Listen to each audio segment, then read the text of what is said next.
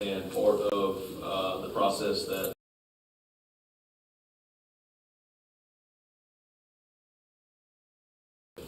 so one of the things that the state's requiring is a resolution to be passed, and so we're doing that at this time in anticipation of applying for future grants or loans, project assistance. Item B8 is approval of the construction agreement amendment for the Rivermist Subdivision at grade crossing and utility installation. This is an agreement with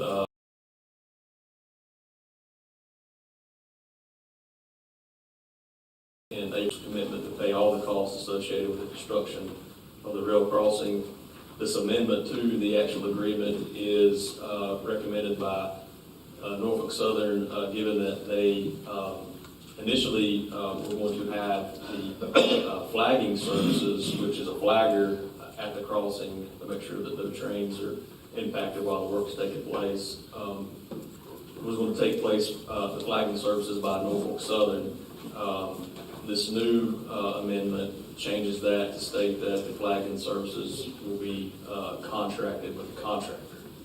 And I believe if you have any questions regarding that. Well, Mr. Manager, I think I'd like for Roy Michaud, my colleague that came over here tonight, has been before y'all several times back to the beginning of this, and he can come forward, Roy, and explain the amendment. Is sort of really a lot to do about nothing when you railroad, but it takes a long time to do it. So he can enlighten you on what he's been through with this latest amendment. Thank you, Parks. That's an understatement. I appreciate the time that you all have given this. I have with me Casey Prophet, who is with American Homes, and we're prepared to answer any questions you may have. As you know, there was an agreement with Norfolk and Southern that's been recorded. And Norfolk and Southern, as I understand it from their engineer, does not have the personnel to provide the flagman that it requires during the construction process over the railroad track. And so even though there is a signed agreement, they've elected to change that, which American Homes has worked out with them and is satisfied with, and has already contracted with an independent company approved by the railroad to provide the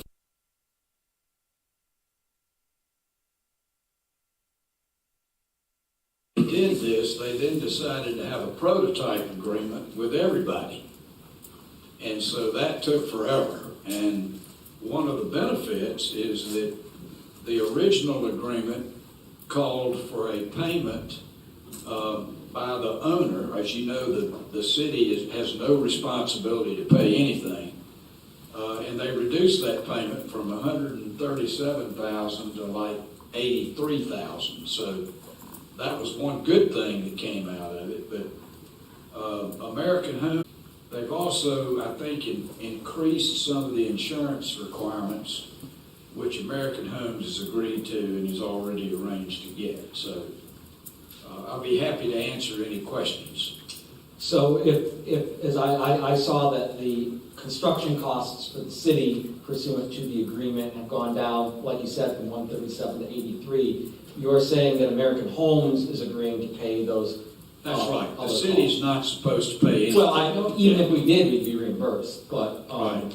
I just thought that so the railroad was wanting to contract directly with American Homes. My understanding was always that it had to be structured the way it was because they wouldn't contract with the private developer. They would only contract with the municipality. That's right. They will only contract with the municipality. But now they're happy to have the American Homes pay for the flagging services directly. They are, but they also need for the amendment to be signed by the city. It's just paying for it directly. That's my understanding, yes.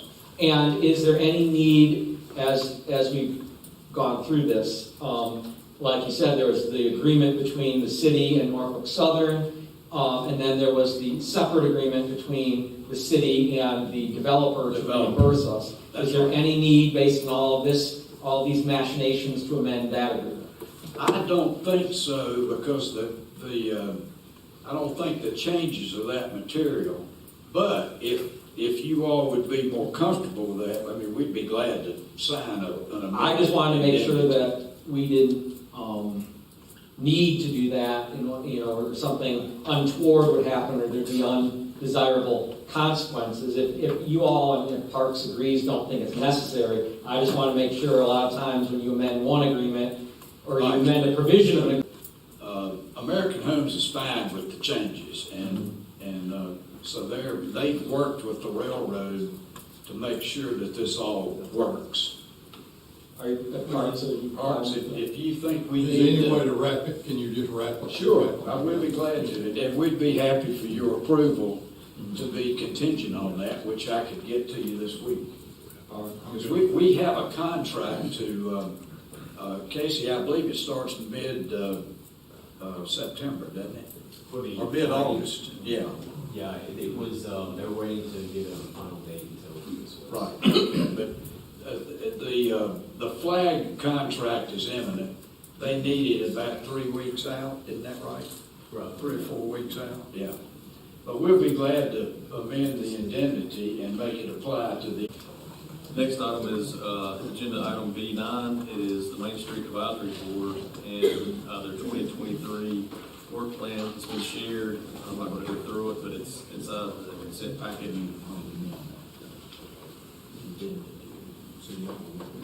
Next item is item number 10, which is a street lighting leasing commitment for B-6051/U6153, which are project numbers related to replacement of Highway 74 bridge going into Mecklenburg County, between Gaston and Mecklenburg County. On this bridge and the approach from the Mecklenburg side and the Gaston side, there are going to be street lights and decorative adders for those street lights. And so for Belmont, we'll be responsible for the lighting bills that are associated with the approach to the bridge. Gaston County has the lighting half the bridge, and then Mecklenburg County pays for Duke Energy to light the rest of the bridge. So NCDOT was looking for us to make sure that this agreement would be approved so that they can go ahead with their process of design and get all these things wrapped up for the bridge replacement projects. Question. So the way I read it, NCDOT is seeking confirmation of commitments for costs associated with the lighting, but it was unclear to me from all of that what those costs actually were. And Tiffany, the planning director, may can assist with that. Tiffany, could you walk up, please?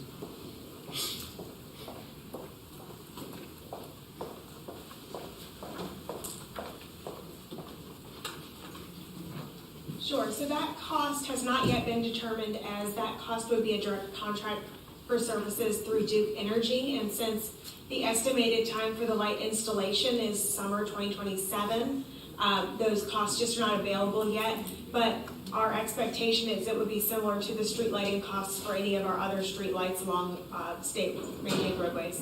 What are they exactly asking for then? Like, I don't Sure. understand what we're being asked to do.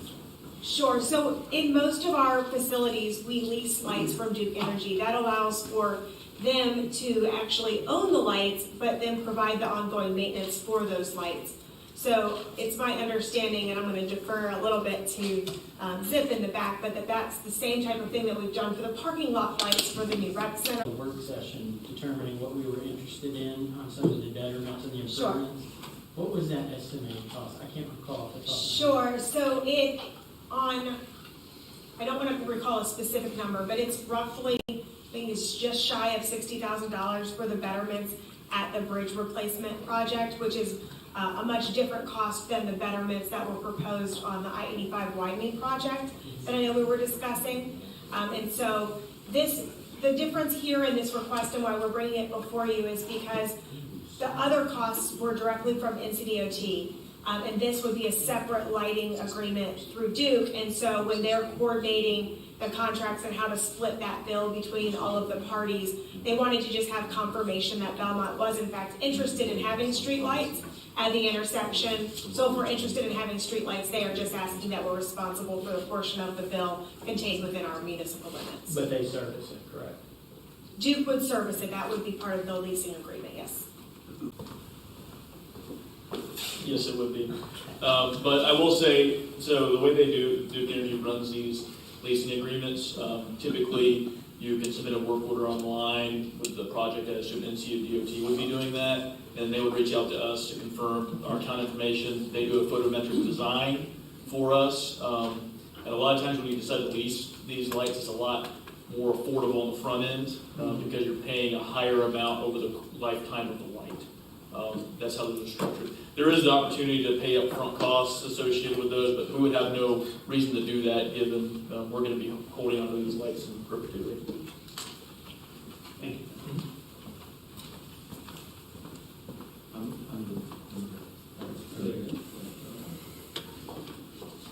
And item number 11 is approval of a budget amendment for fiscal year 22-23 budget.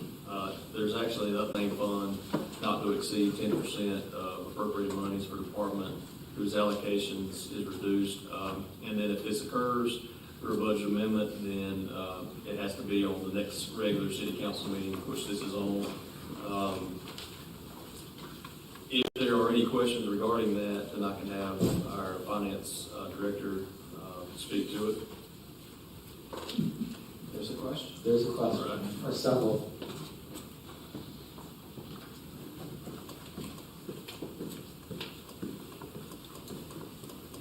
Good evening, Mayor and Council. Good evening. So what prompted these changes, these increases in expenditures in these various departments? From the original? From the original, well, from what was, from the budget, I understand Gotcha. this has gone through some permutations. Sure. So there's a variety of, what the budget amendment is doing is it's shoring up budget deficits from the prior fiscal year. That has been a repeat finding on several of our most recent audits. So this is amending the budget to shore up those deficits, and I can go through a variety of reasons for each department if needed. Well, overall, I mean, I guess my concern would be obviously deficits are not good, I wouldn't think.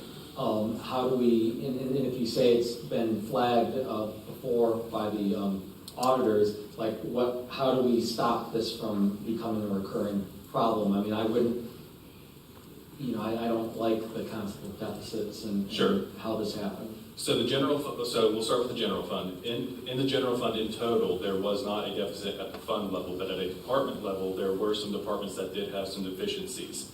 We had budgeted for $1.2 million for a loan payment for that rec center for fiscal year 23, which was not realized. So what this budget amendment does is takes that $1.2 million and spreads it out across our general fund departments that had deficiencies to shore those up to zero. Approximately, we're still adding about $500,000 to our fund balance in the fiscal year 23. But in order to avoid the finding, that's how I handled. I didn't appropriate any additional revenue, as you can see in the amendment. It's only moving the expenditures around. The actual bottom line doesn't change at all, and that's in both the general fund and water sewer fund. A lot of the deficiencies stem from in admin, the city manager recruitment process, additional audit expenses. As you recall, we did submit several audit reports in the prior fiscal year. Yep. Temp work was a small one. The Armstrong Ford Road dam study, investigative work, the live streaming for these meetings that was not budgeted. That's a lot of it. Increase in tax collection fees from Gaston County. Increased scope in our Apex Technology IT services contract for fiscal year 23. And a little bit of a TechWorks grant administration. It was just a timing thing where we had received the revenue in 22, sent the money to TechWorks in 23, but you have to record that as an expense. We'd already recorded the revenue in the previous year. That would be in administration. Police, we had some overages in vehicle maintenance and fuel. And a lot of these have been shored up in our fiscal year 24 budget, right? When we were budgeting in these previous years, not that we were throwing darts in the dark, but you didn't have good audits and actuals to go off of, whereas in this most recent budget, We've had good numbers to operate off of. We've injected money into those line items that were approved by you in June to counter this from happening again. And you said we're allotted 10% to move around or to reallocate. From a personal perspective, from where I work, this happens all the time in private entities where we move and reallocate various budgets because some budgets may perform correctly and then some may overexpend, underexpend, and it's just a process of reallocation. Right. The dollar amount on this one triggered both in the general fund and water sewer fund, and then also allocating the ARP funding to the stormwater fund for the projects and the paving project that we did last year. Thank you. Any other questions? So I'll now call the meeting to order and turn it over to Troop 501 for the invocation and pledge. Thank you for your patience. Yeah, thank you.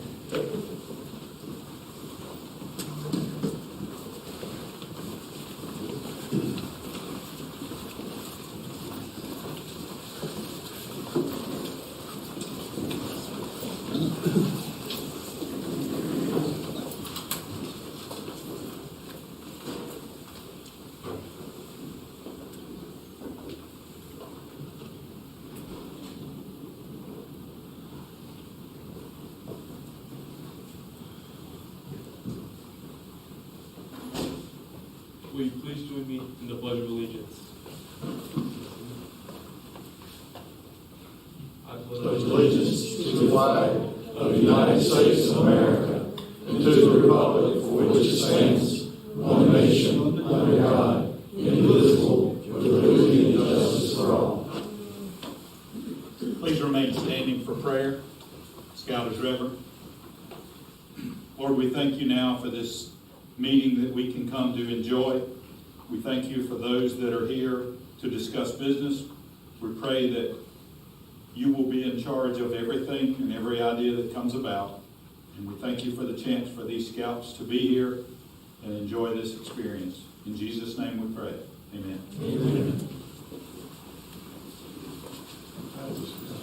Thank you, guys.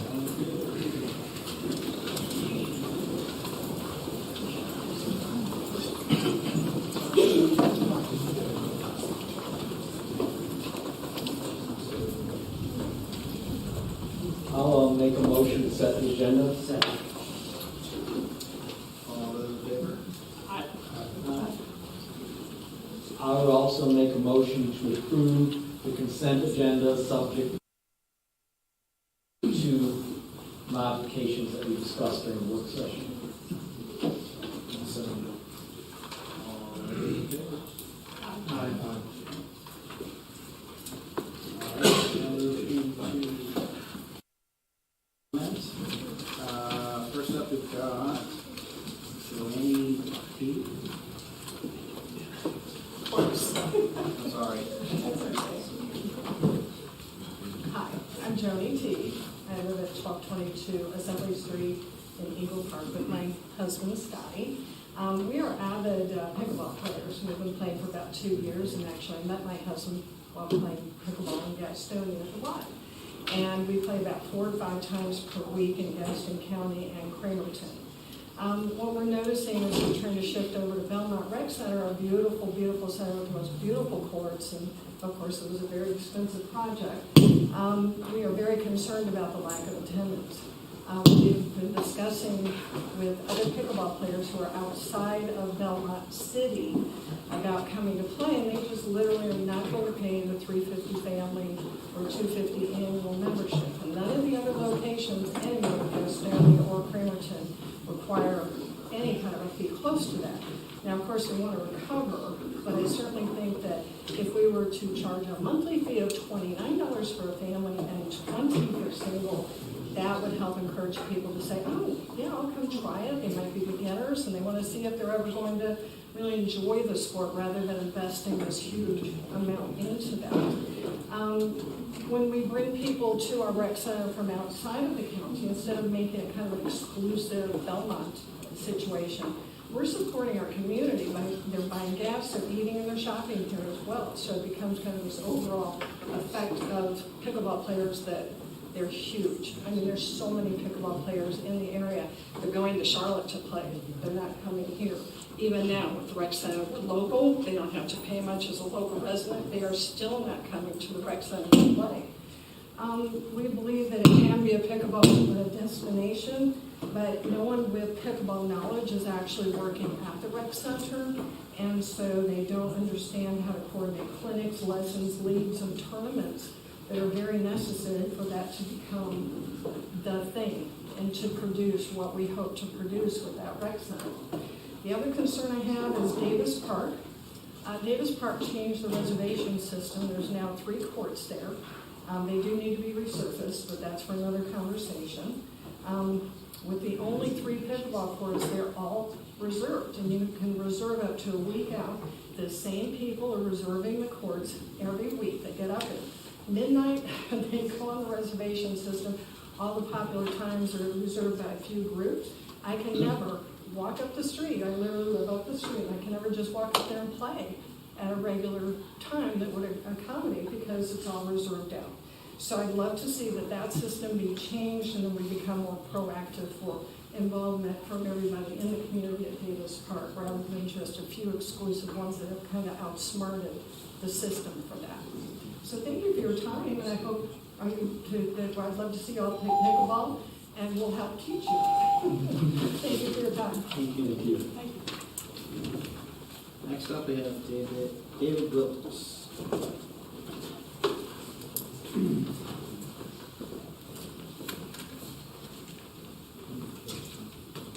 Good evening.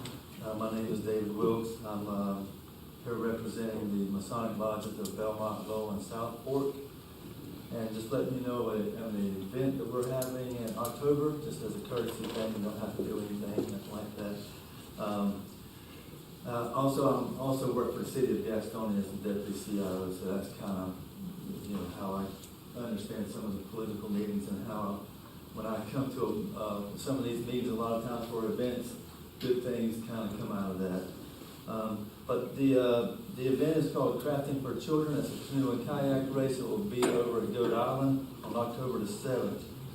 And it is coordinated by the Lowell Lodge, 490 Belmont Lodge, which is right downtown Belmont, and Southport Lodge, which is really in Cramerton, but they're now meeting out of Belmont. Just to tell you a little bit about Masonry, if you don't already know. By the way, I see a whole bunch of fraternal brothers in here, and also the Boy Scouts. Rudyard Kipling was a Boy Scout and created a lot of the ceremonies that they use in some of their events and some of their things. So Freemasonry is the oldest fraternity in the world. Written records go back to 1599 in Edinburgh, Scotland. Almost all of our country's forefathers were Masons, and to lead to the event, our 3 main virtues are faith, hope, and charity, with charity being that bond that kind of binds us together. All Masons, no matter what country or what state you're in, we have 2 main charities, and that is Masonic Homes for Children and nursing homes for our widows and orphans, right? So one of the charities that this canoe race will go towards will be the Masonic Home for Children in Oxford, and the other one is called the Gold. Parent was killed in action, whether it's law enforcement or military, and so part of those 2 organizations are very close related. You can see that kids in both organizations have sort of the same type of trauma that happened, and both organizations are helping them cope with those skills. So that's kind of why we chose those 2 charities to support. And so we also will be having our regular butt sale, Boston Barbecue butt sale, and some raffle tickets. We're not stopping that, but we just wanted to do something that's going to more in the public eye, like a kayak and canoe race, so people can see more about what we do as far as our charities. And I think it said Goat Island. And the other thing is, Mr. Mayor, I started in the JCs about 35 years ago. I think you're at JC meeting, and I have not stopped doing events since then. So good job, congratulations. Thank you. All right. With respect to the pickleball, I know we said when we adopted some of the fees and rates that it was going to be like a, work in progress as we adjusted to see how, what was the right rate. So I just hope that we would continue exploring ways to, right-size the memberships and everything like that, because, sometimes experience is going to prove that our initial thoughts might have been sort of skewed or out of line. To that point too, I was gonna ask for clarification too, at a later date, doesn't have to be tonight. If we have the capabilities of the monthly billing, because if I remember correctly, that was a conversation we had during one of the workshops in regards to how the systems are set up to how we can accept the payments. So I'd be curious if we even have the current capabilities. I know we do it for obviously other stuff, but I believe this was a different system on how we're collecting the money. We can ask for a report on that next month. Yeah, not tonight. Certainly, if there's a market out there that we have to tap that we're missing out on, I certainly think that would be a benefit to the city and the rec center to tap into that market. That's apparently existing but not realized. I've also heard the complaints about the tennis court reservation system, a lot of places as well. So I don't know, it's something else maybe we could ask staff to look at, is whether there's a better way to do what we're doing there, or Maybe like a limit of how many reservations you could. like a lottery. I was about to say, like, maybe kick that to the Parks and Rec board to get their thoughts on that. Because maybe you do, just as an example, some days you can reserve it, some days you can't reserve it, or certain time slots you can reserve it, and other certain times. Mm-hmm. On the subcommittee, we had discussed that might be a good subject for them to look at for Parks and Rec. That's a good point. You're already putting them to work. All right. Anything else? Okay.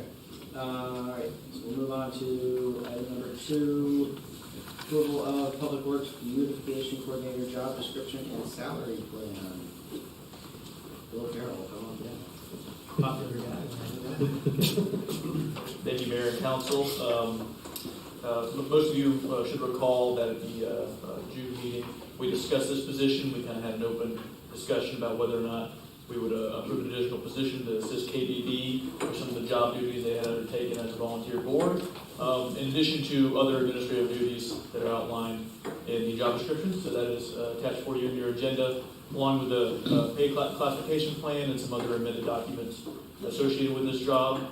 Also have the cost differential. And the next item on the agenda will be an approval of a budget amendment if you decide to go forward with this job to make sure our budgets even out.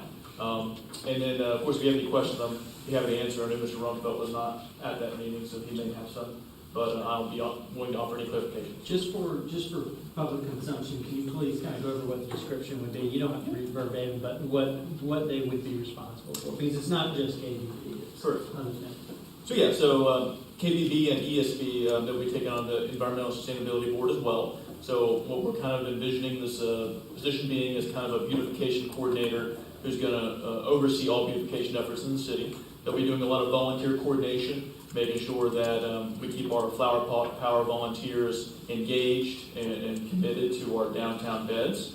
They provide a lot of in-kind work to the city of Belmont that would be hard to replace if it were to be lost.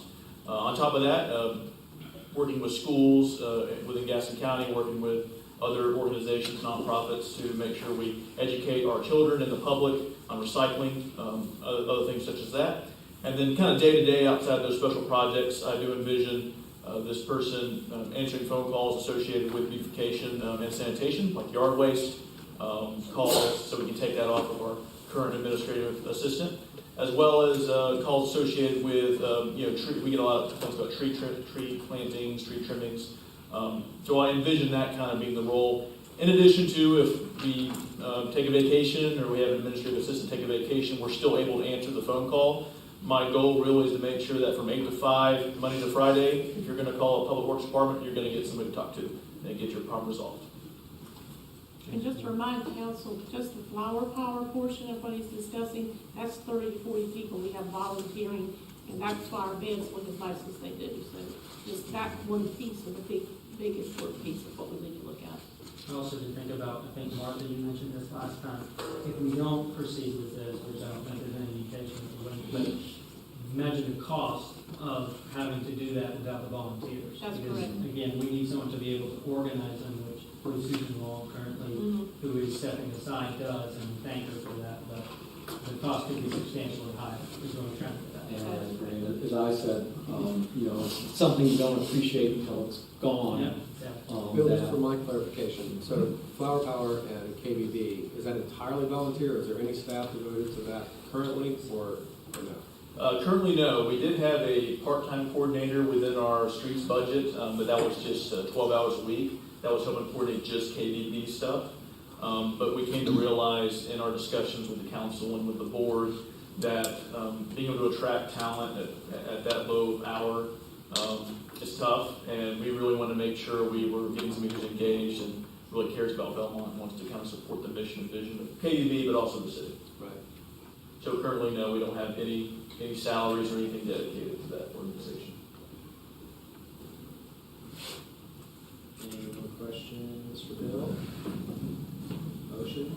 And I will say that we also do have, I won't share her name here, but we do have somebody who is interested in taking over the chair position, assuming this position is approved. So there is somebody who is interested, but we didn't want to share her name until she... And by you mean chair of the KDB? Correct, chair of the board, the volunteer portion of that, which with this new full-time position will be a lot less of a tough position, given that the amount of work that Susan Wall and before her Judy Clausen had put into it will be kind of offset by a staff person. Yeah, and just for clarification too, Susan Wall had received several different comments from people that they thought she was an employee of the city, and that is not correct. She's a volunteer who spent numerous hours, so we want to make sure we get that not just for us but out in the public, because she and Judy Clausen volunteer hundreds and hundreds of hours, and at no expense to us. Martha, you want to make a motion? I'll be glad to make a motion to approve that job description and the job. I'll second. All those in favor? Aye. Motion carries. All right, moving on, item number 3, approval of amendment number 1 to fiscal year 23-24 budget. This is actually related to the KBB job description and salary, so this is the salary and budget amendment that needs to be approved along with this. Favor this position. I'll make a motion. Motion and a second. All those in favor? Aye. Opposed? Motion carries. All right.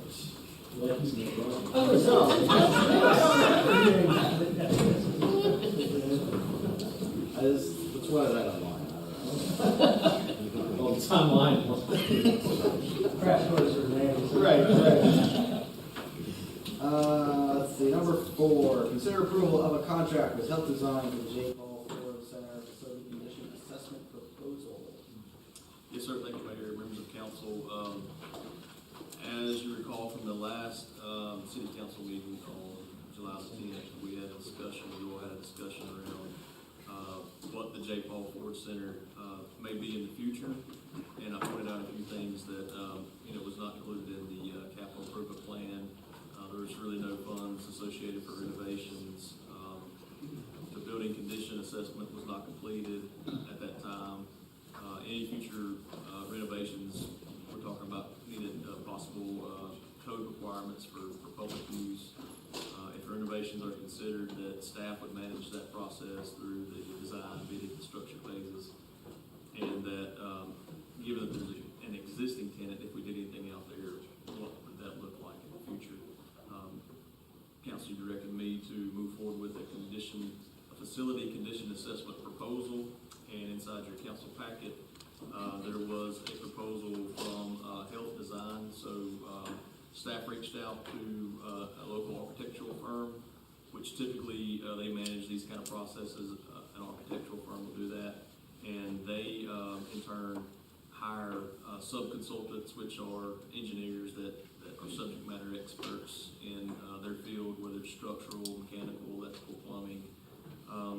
We also talked about if there was any renovations to occur to the facility, the industrial hygiene aspect of it, whether if there's any asbestos containing materials inside or lead-based paint, we'd probably need sampling. So The proposal is a turnkey proposal for all of that, plus they would provide, certain other things that, as far as like measuring, providing site plans, produce floor plan drawings, do other things that are listed inside the proposal.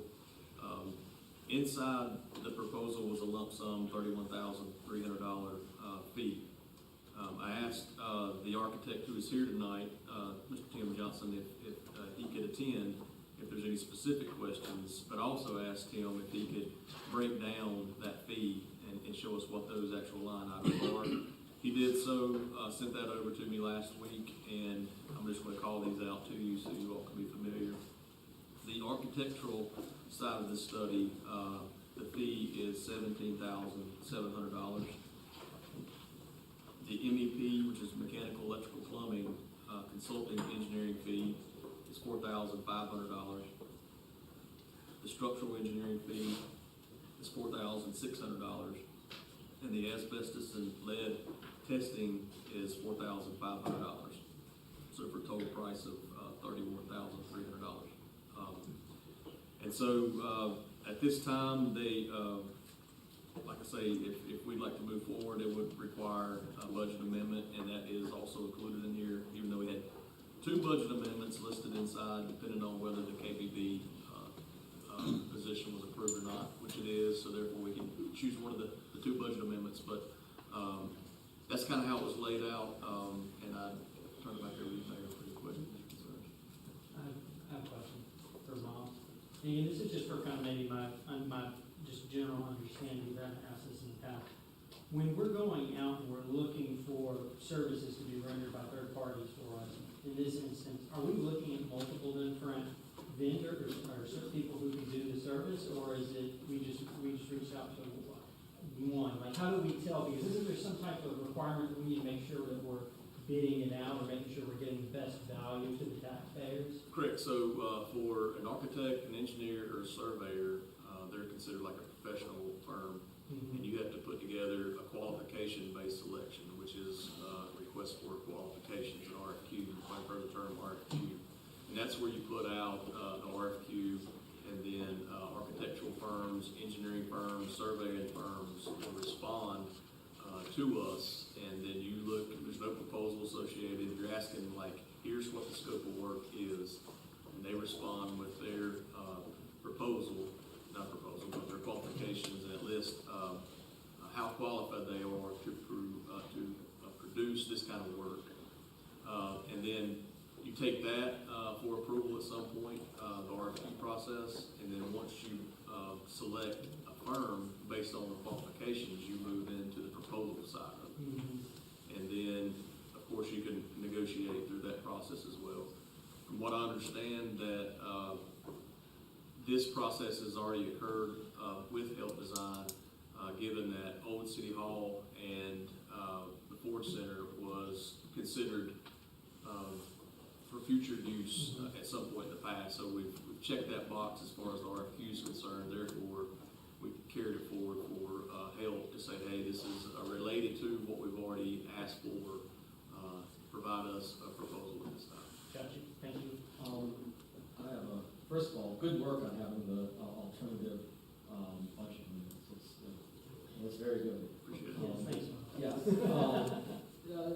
Just to be clear, this is just to assess the condition of the facility. So depending on what was revealed, if we talked last time that I believe Mr. Shoemaker got some quotes, and obviously we need to get the quotes for actual renovations, but this is separate and apart from that. So, if we undertook this, then we'd still have the actual renovation work that was proposed, depending on the findings of the suitability. And so we're looking at 31,000 plus, I think that quote might have been 35 or whatever. Is that correct? That is correct, sir.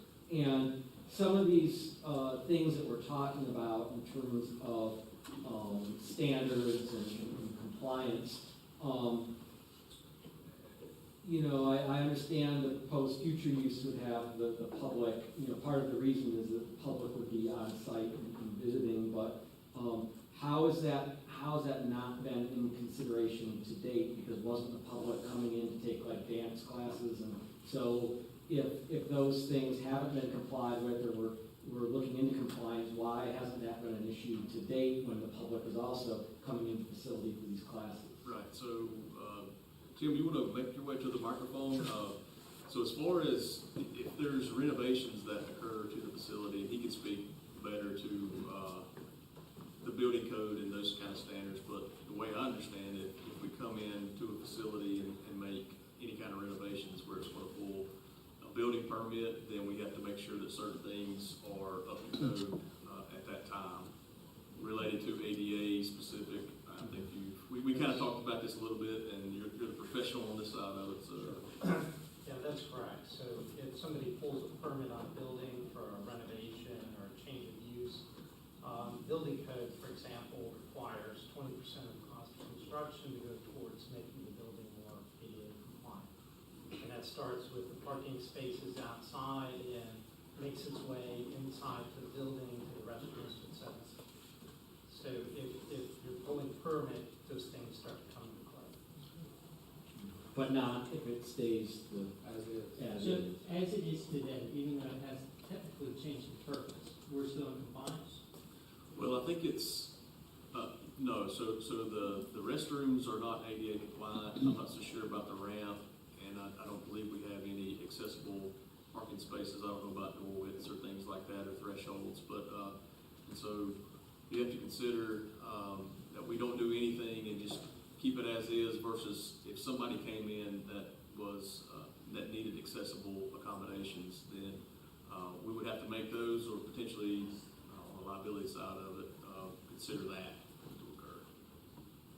Yeah, there is a liability component. So ADA is a civil rights issue. So the state building code of North Carolina, they have the 20% rule that requires you to bring the building up into a certain amount of compliance. You have to spend that 20%. It doesn't mean the rest of the building is compliant. So in other words, if you don't upgrade everything and somebody comes in and has a special needs and the facility can't service them, there's potential. The act of pulling the permit itself is a trigger for a lot of what you're talking about. To make those improvements. To make those improvements. So I guess what I'm hearing is we were operating a facility that was not ADA compliant. We do not have ADA bathroom facilities. So if I may, so codes change over time. So that building was built back in the 30s when there wasn't those requirements. Yeah. And the uses of that building have slowly changed over time. And it just hasn't been improved to keep up with those. I glanced at the ramp that's out there. I don't know if it's compliant or not.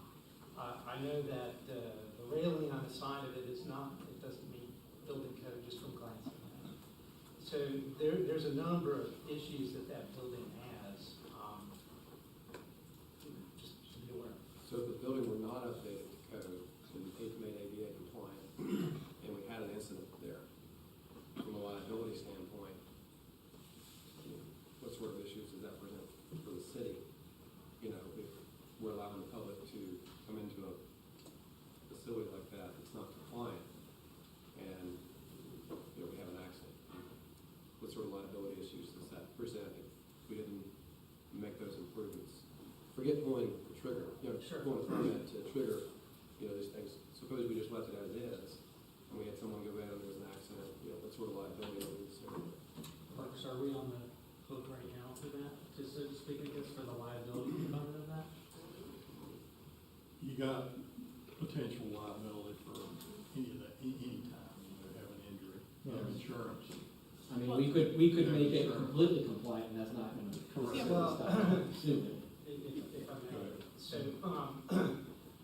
So we do work nationally, and we don't see it so much in our area. But there are people in this world who make a living out of going into buildings and looking for non-compliant issues. Or bakeries for that.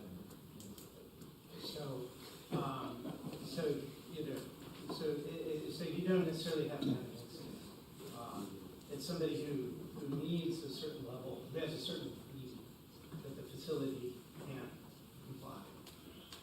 And as Mr. Johnson saying codes have changed. When we worked on Stone Manor in '94, we did certain things, and we did not have to do all the ADA part of it. We did a certain amount just because we were concerned, but all of that has changed. So even though we're a very litigious society, what we've done is what, like you said, the current code was at that time. So once we touch it though, then we're gonna have to comply. I'm assuming because of the age of the building, there's no grandfathering in of anything. Not once you Not- change not- the use. Yeah, not with ADA. There are certain things that do get grandfathered in. There's an existing building code, there's certain leniencies that are buried in that. If you go through a change of use, for example, in today's world, a 5,000 square foot building as assembly use would have to be a sprinkled building. And if it wasn't sprinkled previously, you may not have to bring it in full lines.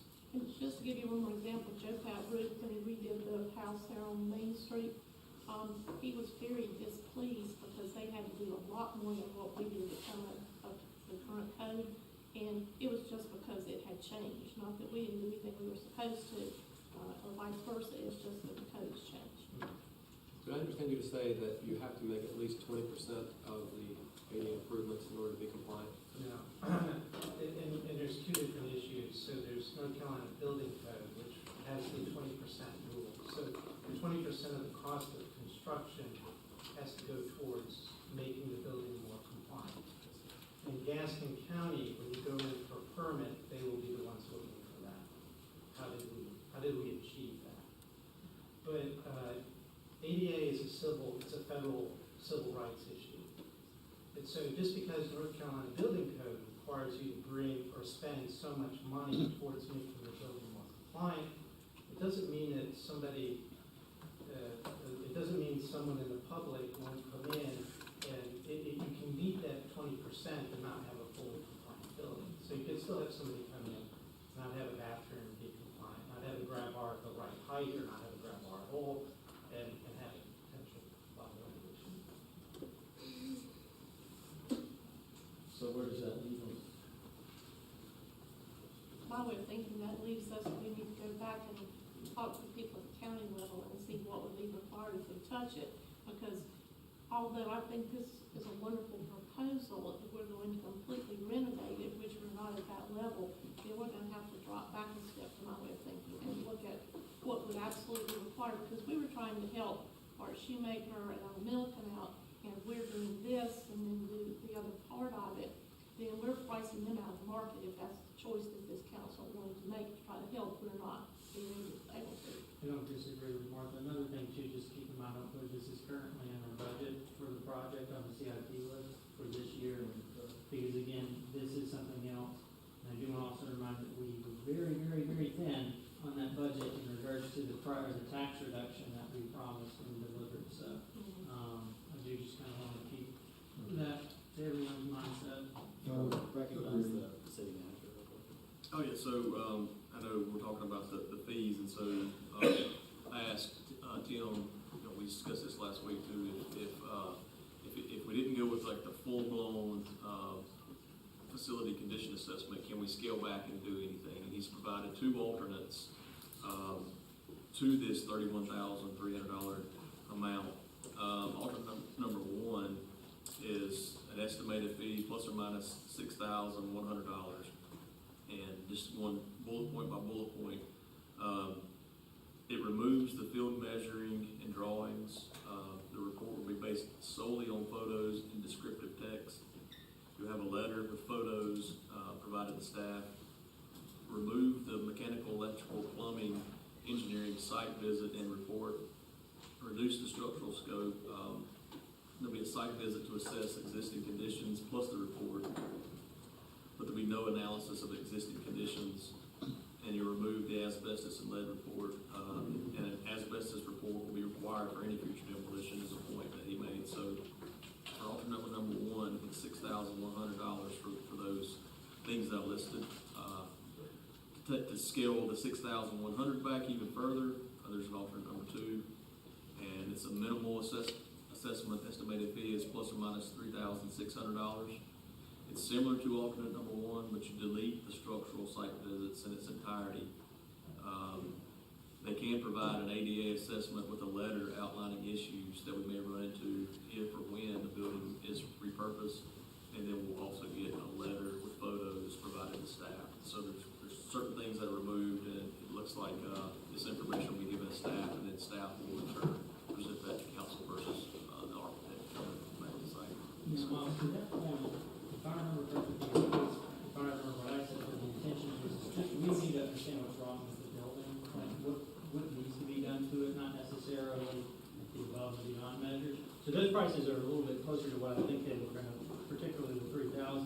I mean, does that cover that? Because again, I'm conflicted because again, you don't want to go straight into, from my perspective, straight up a large project right now because it's not budgeted.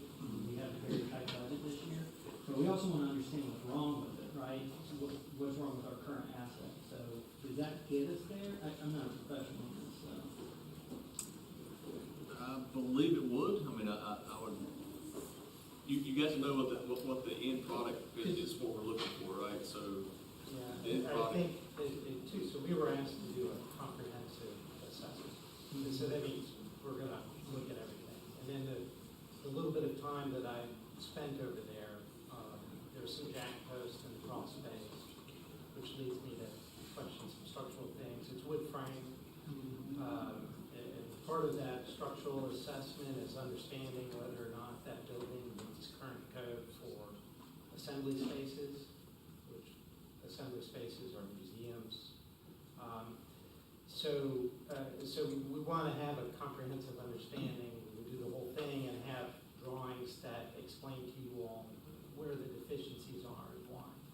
If part of it is just, well, having a sort of a general understanding, we don't get into specifics. So a mechanical engineer going out is going to look to see whether or not there's smoke detectors in the docks. So we're not going to spend the time to do that.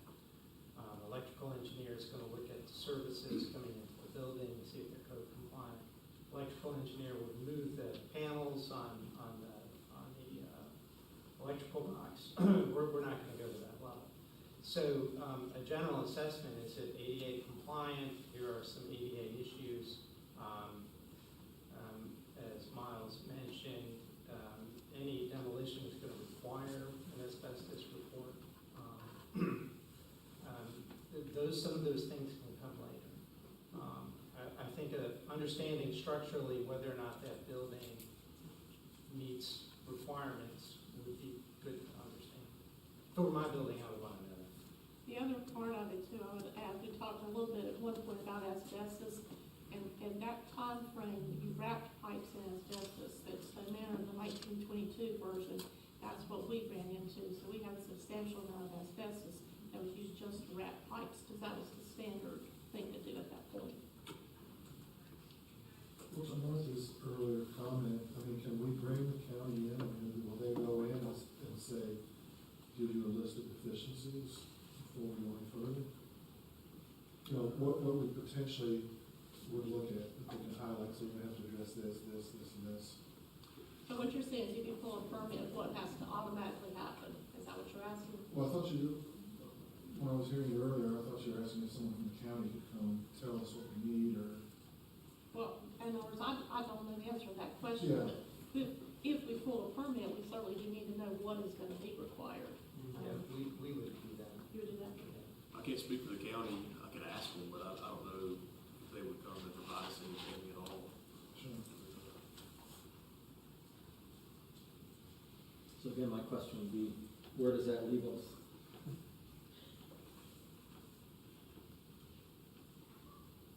Well, it kind of depends on what you want to do with the building.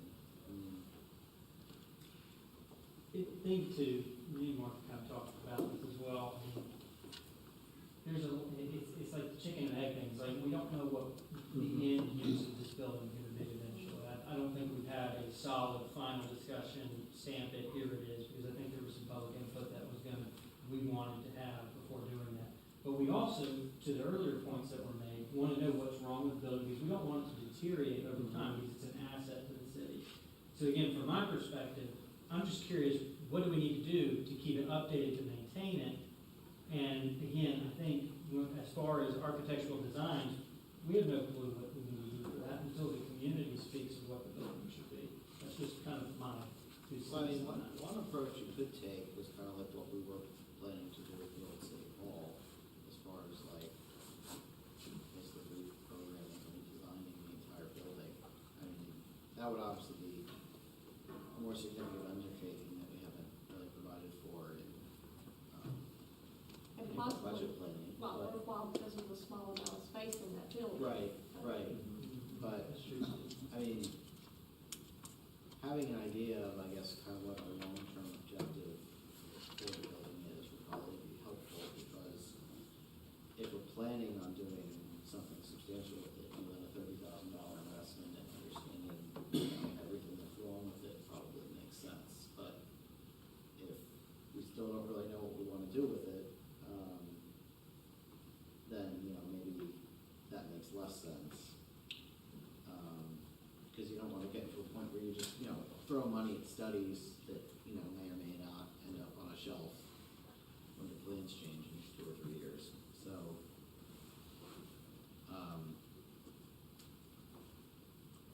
Well, even if you went with alternate number 2 and the results came back and they pointed out these deficiencies, what are we gonna do with that? right. Are we gonna go to the Right. next step and say, okay, even at the current use, are we gonna pursue, remediation or, resolving those issues, or are we just gonna fill? Yeah, yeah. If we are, then why do we even need to do an assessment right now? Right, that was basically what I was Yeah. trying to say, yeah. Yeah. If I may, understanding that end goal, I think is important. It allows us to better target services towards that goal. And if part of that is helping to understand the future of that building as a first step, Yeah, because like if you're gonna have it as a museum, more or less permanently, then the ADA stuff becomes very important, because you're gonna have a lot of public access there. But if we're just gonna turn it into a storage locker or something, then, that doesn't really matter as much. It is prime real estate, I will say that in downtown Belmont, I don't think it is storage. Well, no, but trying to go for 2 extremes there. But, I mean, I know the one thing that we have talked about is the museum nature of it, which would make the ADA portion of it pretty important. And I definitely think we need to do our due diligence. Like, I wouldn't want to embark on an endeavor and then find out that, there's a lot of structural issues, or, open ourselves up to liability that we don't need to open ourselves up to, so.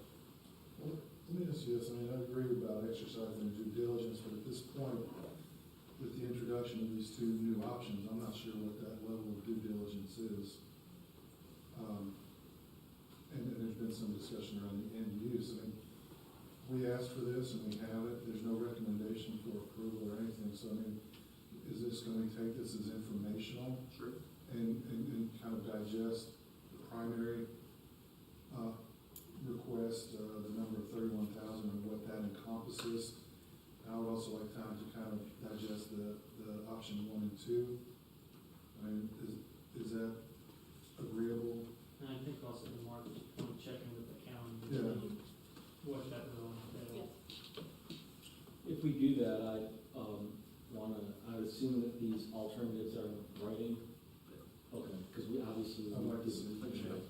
Okay. Does that make sense? Is everybody agreeable to that? Yeah, and I think we do need to have the county look at it. Not that I don't trust everything you're saying, but Gaston County is well known to be very difficult to deal with regarding this kind of situation. So I want to make sure we've looked at all the parts of it.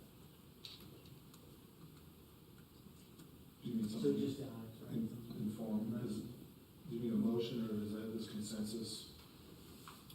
I think I'm good. I'll contact the county, see what kind of information I can get, share that, whether it's through a work session or an update. And also I have this in writing as well. I can distribute this by email if you will. I am great. if I can add 1 moment of clarity or clarifying one item. So you mentioned ADA being important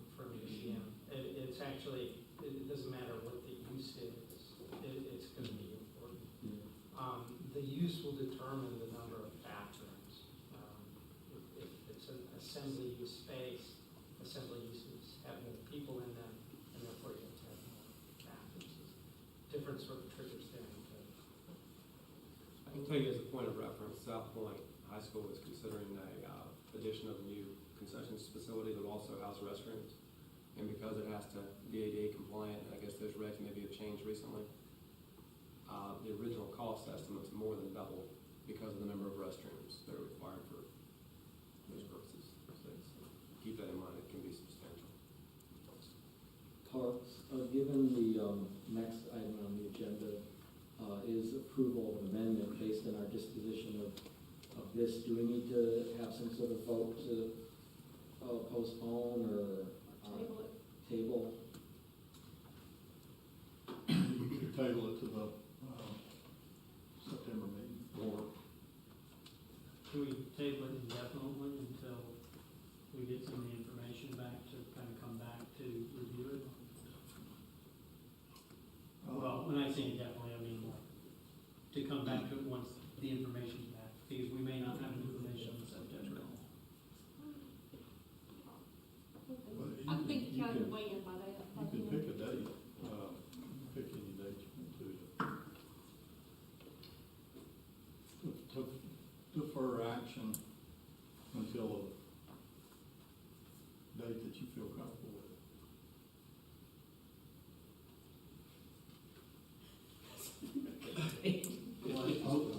Motion. October meeting, is that too far? Is that at least the next month? What was the date? October. The October regular Regular meeting. session, regular meeting. I'll interpret that as a motion. I'll second it, if that's what we want to do. Well, we can discuss it. No, I agree. Okay. I just, what I was trying to articulate, as long as we have the information, because we've done this before where we push something out and we don't have the information, and then we push it out again, and we just have it on the agenda. So I just want to make sure we have all the information before we come back to it. It's the only thing I was trying to articulate. 2 months would be, That seems fine. all right, well, we've got a motion on the table. And I seconded it. Yes. All those in favor? All opposed? Motion carries. Thank you. Skipping on down to number 6. Well, did that motion encompass both 4 and 5 then? Or do I need to make a separate motion for the Budget amendment. budget amendment? What do you think? Since that's a budget matter. Well, since the budget amendment would not be activated unless we approve the, You want to defer action on that I would move until to table October meeting? item 5. Defer action on it until I would October. defer action. Till October, regular meeting. I'll second. We got a motion and a second. All those in favor? Aye. All those opposed? All right. Consider requests to reimburse Belmont Abbey College for system development and Belmont Abbey Booster Pump Station impact fees. Yes, Jerry Hatton, city engineer, will be presenting this information.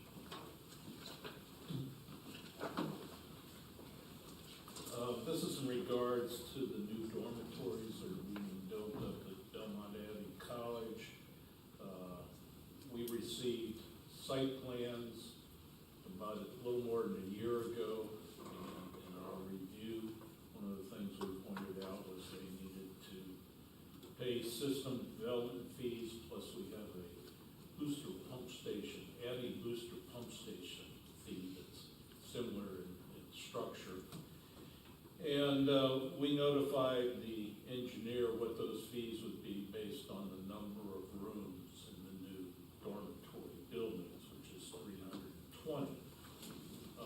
Recently, about 2 months ago, the Abbey informed us that they were going to tear down one of the dormitories, and that this would be done at the time that the new dormitories are open. So they would be having a reduction in beds, and the total added at each rooms would be considerably less than what they had originally told us.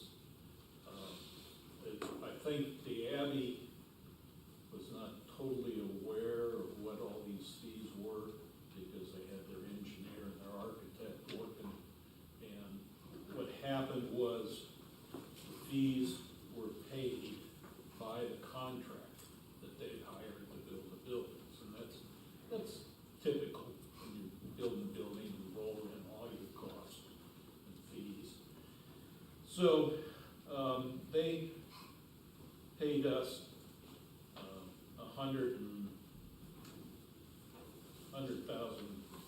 $100 plus.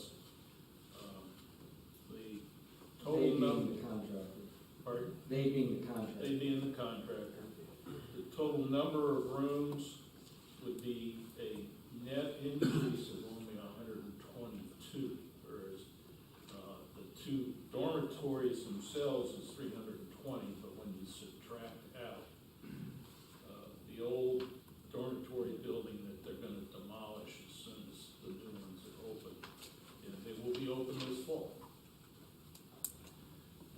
So they came back to us and request that we reduce the fees based on the fact that this was a net increase of only 122 rooms, not 320.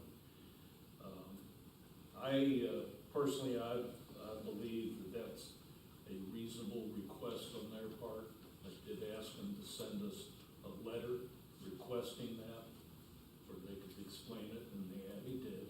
You've got that information in your package. And based on that, it's my recommendation that we reimburse. The reimbursement goes through the contractor, but presumably it reduces the price that the Abbey is paying for those dormitories. So this tonight is to request that amount, which is $62,568, be returned to the contractor, and the system development fees are meant to accommodate any increases in usage. And we were not informed a year ago that they were going to tear down some dormitories after they got the new ones built. So it seems like a reasonable request. I don't hold any grudges against Belmont Abbey College. I think it's a nice place, and I just was agreeable. So based on that, the city manager has asked me to come to council and request that. I think in your package you have my letter to Miles requesting the reimbursement, and you've got the Abbey's letter explaining what's going on. They put it in writing, so we can trust them on that. But that's All of our original design work, I'm guessing, was done and implemented to accommodate 300 plus rooms. well, we didn't have any design work per se. We just reviewed site plans, the buildings and all that go through the county permitting process. But we had done it based on a number of rooms, total number of rooms, which would be, typically when we get a site plan for anything, we start asking, well, how many rooms or how many seats at the table you're putting in, or things like that. And that's how we determine what the fees are. Is it common in your experience that they're building these new dormitories? Is it common to, in terms of the calculation, to factor in something that wasn't part of the original project? Because obviously the project was to build these new dormitories, and they want credit for tearing something down that wasn't sort of in the project, what they were building, the 330. So is that typical? No, I would say that we wouldn't typically ask that because we don't know what their business plan is or what they had planned. And it wasn't until May of this year that we heard from them, and they said, hey, by the way. They just came, how did that transpire? I don't know how that occurred in their process, that they all of a sudden were looking at that, but I think when they realized that they would be tearing down the dormitory, system development fees are to be paid to cover the cost of increased infrastructure to handle additional. And so since they were getting rid of so many rooms, they felt that they shouldn't have to pay for additional. problem if we should return it. But my question is, what if those dorms, the rooms are not ready? What if that's not torn down? In my way of thinking, why are we not waiting until the actual demolition occurs and then return that money?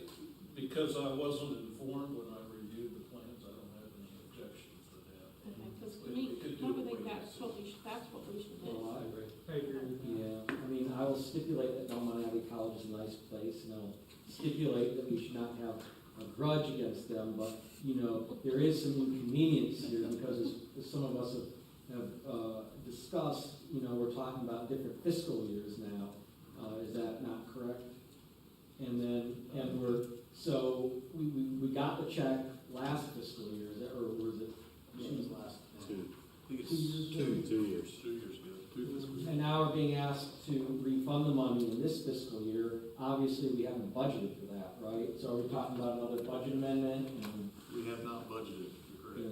correct. So, I mean, this seems like it's somewhat of an inconvenience to us in our current budget. We were talking about, you know, budget considerations with some of the other agenda items, and, you know, it's just like, why? I mean, I'm open, you know, I'm happy to see where the discussion goes, but, you know, it does seem like, well, this is now a great inconvenience to us, and I don't, you know, there doesn't seem to be any excuse or rationalization for why they couldn't have mentioned it at the beginning, that they just came a year or two later and said, oh, by the way, we'd like $62,000 back. You know, and I understand that, but it's just like, well, now it's sort of inconvenient for us based on the different years' budgets. So, you know, maybe one of the solutions is that we wait until they actually tear the dorm down, but I don't think that'll get us into the next fiscal year where we could actually put it into the budget. But at a minimum, either way, I think we should wait until we have that. Did you have a chance to look into the idea of credit for them?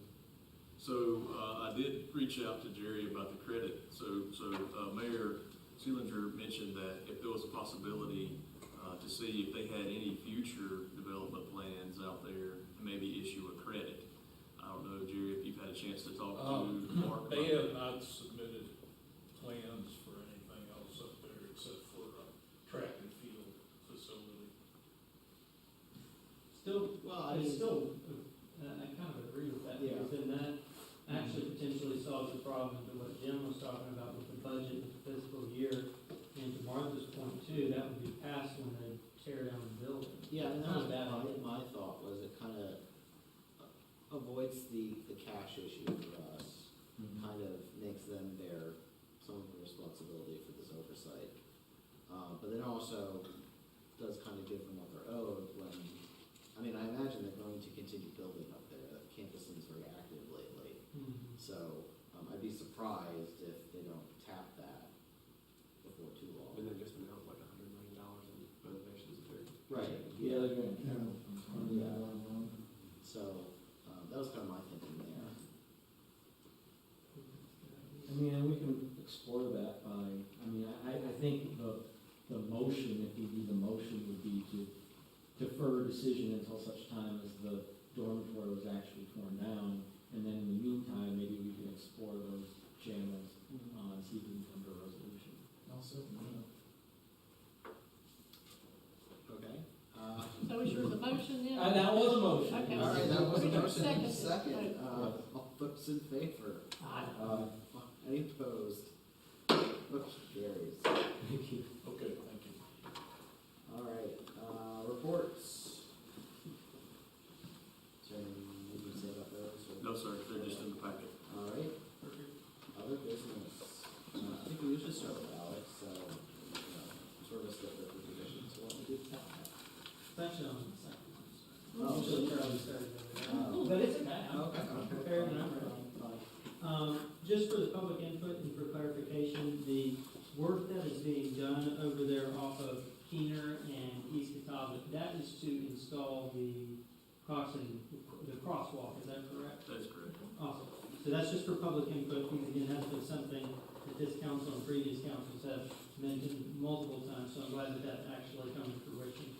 And from living in East Belmont and walking over there, it is much needed. There were a lot of, and I'm sure some of the other council members were going to mention this as well, but there was a lot of comments this earlier this evening in regards to the interviews for the Parks and Rec in regards to the quality of our fields. I'm kind of curious, is that kind of, and I don't need an answer tonight, as long as the rest of council is also interested in hearing this, is that just because of funding, or is there other things that we can do or be more creative to have a higher quality of fields, or, I don't know, it's more kind of a generic, broader question, just to understand that. Because I haven't really heard that before. I've heard the number of fields has been an issue, but I haven't really ever heard quality of fields. So I would just be curious to hear about that. And then, let's see, again, this is just an FYI, and again, if the rest of the council is interested, I had someone from Gaston Day reach out, Gaston Day School, that their current agreement with the tennis courts with Southampton Swim and Racket Club is being terminated. So they are looking for a backup opportunity. They have a current new supplier, or field, I should say, or courts, but they want a backup, and they have reached out to me in regards to if this council or what that process would even look like. So again, I just kind of wanted to offer that up, that someone reached out to me from the Gaston Day School. What would we be talking about, Davis Park? That was my Yeah. first Like thought. after school? It would be for practices. So like it would be probably in the after-school, afternoon time frame. I don't know what the current usage is during the weekdays. It would be a weekend That's thing. where I was going with that. Or the timing would be. She did say that she could pass on all that additional information if this council was interested in such of a type of agreement. I don't think we've ever done that. So just kind of as an FYI, I don't know, I guess we can all let Miles know if that's something that we'd be interested in looking into. Or if you want to pass me her I contact will pass you information, her I'll contact get information. the information needed for staff. Yep, and then, just a comment, one more comment. I want to make sure it's one more before I say that, before Jim. Two more things, actually. I'd be very curious, and based off of one of the comments earlier today, also getting an update or maybe a breakdown in regards to the Parks and Rec. And this has already been sent out and I missed it, but seeing what is our current membership looking at, and maybe seeing like, so we can start pacing it to understand, because how many months has it been since it's been open? Since it's open? One month. So I would be interested to see the monthly numbers, just to see how they're coming in, just to give us some numbers that we can work back. People actually coming through the door. Yeah, exactly. Memberships. And memberships too. If we could do both, that would be great. And then final thing, in regards to the board that we have that is reviewing the missing middle and some of the appointments that were made on there, I kind of, an idea that I was talking with Martha earlier about, and I think she also has some information on this. I think it'd be good to bring in maybe some pastors. I was thinking like Ray Hardy, reaching out to him to see if he would be interested in, to get a complete, well-rounded perspective, because I know he particularly goes out into the community and deals with a lot of people that are kind of in that section of, that are looking for the missing middle, or looking for that missing middle housing.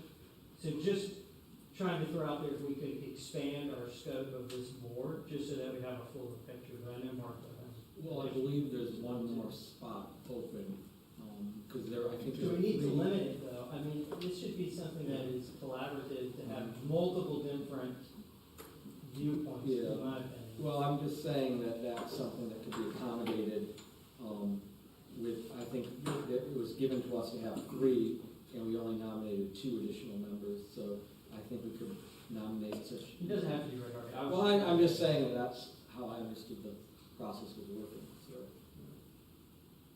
That is all I have. Kind of one of you. Yeah, today, August 7th is always National Purple Heart Day, so recognize our veterans, especially our local veterans who received a Purple Heart. National Night Out, Chief, it was a success. I really enjoyed being there. You guys pull off a great event every year. I know you got help from Citizens Academy, I think. So the Belmont Fire Department had a tent out there also. So that's a good event, and I'm glad you guys are doing that. I just Considering there's Cassidy here who's pressing the service, I appreciate it. I know you got short notice, but you did a great job. Well, let's look at the minutes. And then For Jim, I'll qualify. Just let Jim proofread it. We'll revisit that next month. I have had a couple of comments made to me. I saw some on Facebook about Imperial Lofts. They were asking how long it was going to take for that to be completed. It seems to be a very extended project, and my response was I have no idea. I said, they've made progress, but if you're asking me for a completion date, I can't provide that. But hopefully they'll move on and move forward with that. And in closing, got a lot of positive feedback on the rec center, both personally and online. People are really enjoying the courts, the walking track. I think just everything about it. So everything's been very positive. So I'm very happy to hear that. That's all I have. Just a few things. Another thing I'd be interested in, along Richard's thoughts on the Imperial Lofts, is I know it was a mixed use, and I think they've been selling or leasing the commercial, but I'd be interested in that. I could probably get an update from that on the Main Street meeting, but I think they're making progress with that, so that's always good because it would bring more commercial downtown. Just a few other things I want to, while we're talking about Main Street, I want to thank Morgan Hannafin for all of her efforts with the Main Street program. She recently left us to teach language arts in the Gaston County schools, but she worked really hard for the Main Street program, ensuring that we had volunteers for all our events and whatnot, so we'll definitely miss her. I agree with echo Richard's comments. The police department's been very busy lately between National Night Out and fishing and three-point shooting, and it just seems like they're everywhere in the community, so we appreciate you all and all of your outreach in the community. And I agree with Alex about the crosswalk and those improvements, because I remember sitting in a workshop before you were even elected with Ryan Schrift and us saying that we want to move that up higher on the CIP list and get it done, and it's just taken a very long time, but I'm glad to see those improvements finally being made. That's all I have. Martha? Yes, I was not here at the last meeting, so I wanted to make sure, even though Jamie and Laura are not here, that we commend them for putting on what we had for our opening, because that was a huge undertaking. I was on the committee, Richard was there some too, but we were not the ones. Jamie and Laura put it together, and it was outstanding as far as how that whole opening was. The minister, I agree, Alex and I talked about this, whether you look at Ray Hardy, Sam Warner, or Tony Hodge, who's a lay minister in the East Belmont Baptist Church, one of those people needs to be on there, and whoever has enough time, because they are very familiar with some of the people that we would be wanting to provide housing for. The last thing is, I had mentioned earlier that I was one of the people who went to speak to the county commissioners about the Duke Energy boat landing and all that kind of thing, because I was asked to by county court.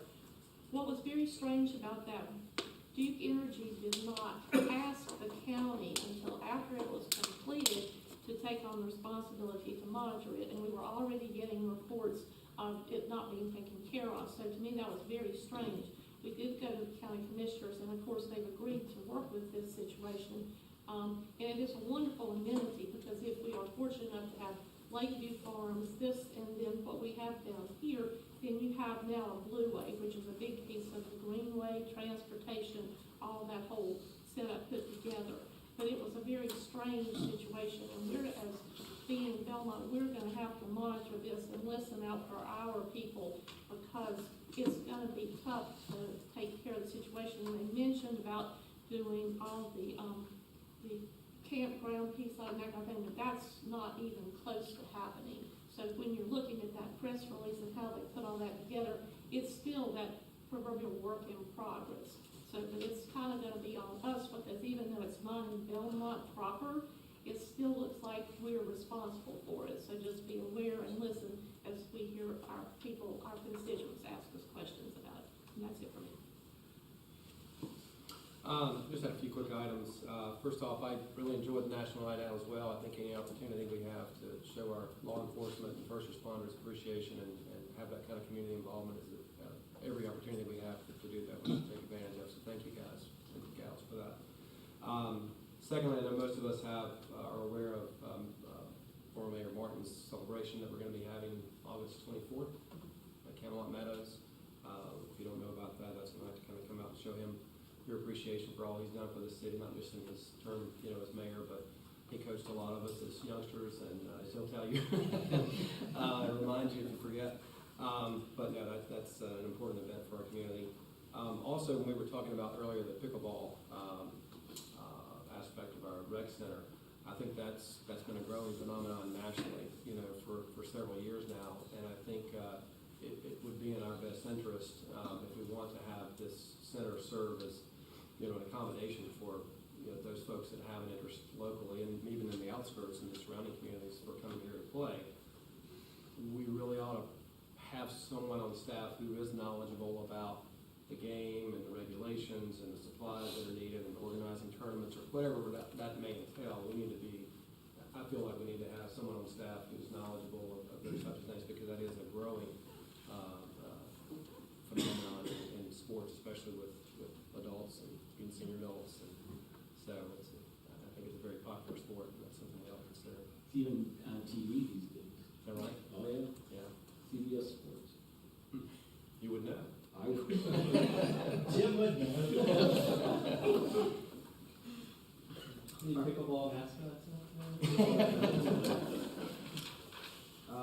Yeah, the only thing I've got in addition to what's already been covered, I've got a lot of feedback on the fees for the recreation center.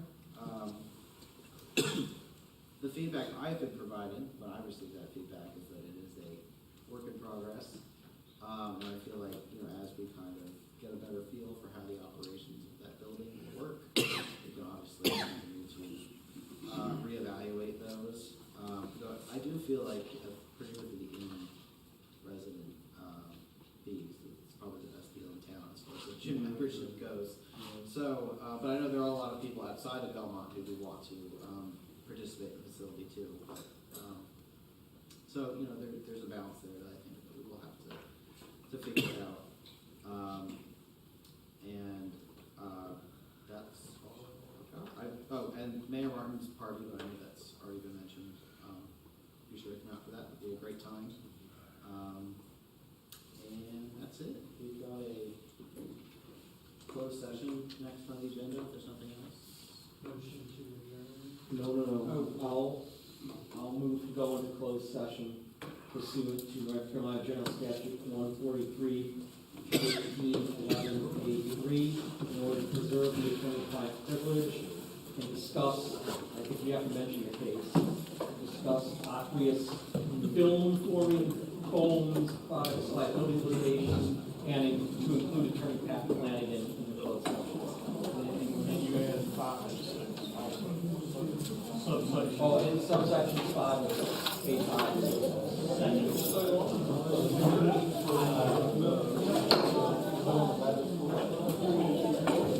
No, we go into closed session. We come out of closed session.